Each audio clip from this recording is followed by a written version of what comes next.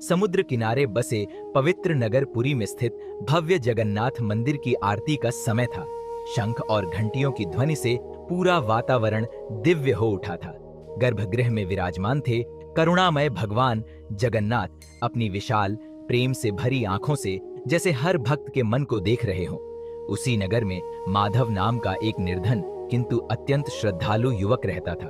उसके पास न धन था न कोई विशेष भेंट, पर उसके हृदय में अटूट भक्ति थी।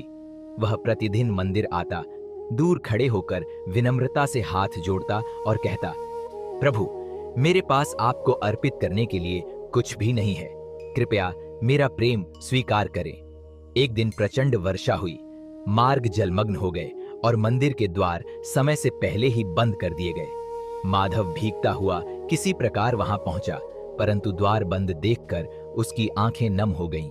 वह सीढ़ियों पर बैठ गया और भर्राए स्वर में बोला, प्रभु, क्या आज मुझे आपके दर्शन नहीं मिलेंगे? उसकी सच्ची पुकार ने मानो आकाश को भी स्पर्श कर लिया। उसी क्षण मंदिर के भीतर से एक कोमल प्रकाश प्रकट हुआ और बंद द्वार स्वयं खुलने लगे।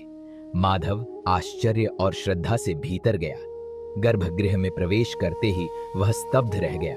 स्वयं भगवान जगन्नाथ उसके सम्मुख खड़े थे। प्रभु ने मधुर मुस्कान के साथ कहा, माधव, तुम प्रतिदिन मुझे इतना स्नेह देते हो, क्या मैं तुमसे मिलने नहीं आ सकता? यह सुनकर माधव की आंखों से अश्रुधारा बहने लगी।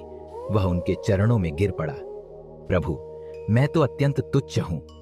जगन्नाथ जी ने उसे स्नेहपूर्वक उठाया और बोले, भक्ति का मूल्य धन से नहीं, भाव से आंका जाता है। तुम्हारा निष्कलंक प्रेम ही मेरे लिए सर्वोच्च प्रसाद है। उस दिन के पश्चात माधव का जीवन बाहरी रूप से भले ही साधारण रहा, किंतु उसके हृदय में अद्भुत शांति और आनंद बस गया। उसे यह अनुभूति हो गई कि सच्चे हृदय से की गई भक्ति में ही भगवान का साक्षात वास होता है। संदेश, भक्ति में वैभव नहीं, भावना का महत्व होता है।